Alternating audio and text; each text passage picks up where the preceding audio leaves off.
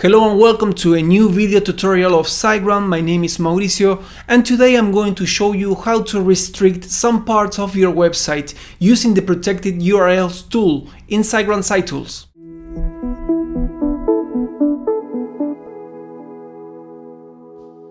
There might be cases where you don't want the content of your website to be seen, either because of security reasons or because of sensitive content. For those cases, you can use the protected URLs tool in SiteGround Site Tools that allows you to restrict completely the access to a URL or grant access creating users with names and passwords. Let's see how to proceed.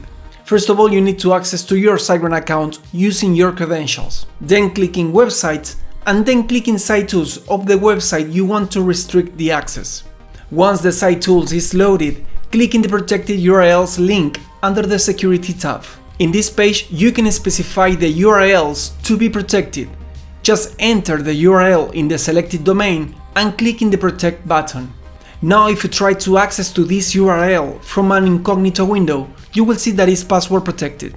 If you want to grant access to some users, you can create the credentials in the Users tab. Set a name and generate the password, and then click in the Create button, but don't forget to copy the password.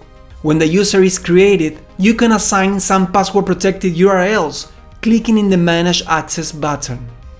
Now this user with these credentials can access to the password protected URL we set in the previous step.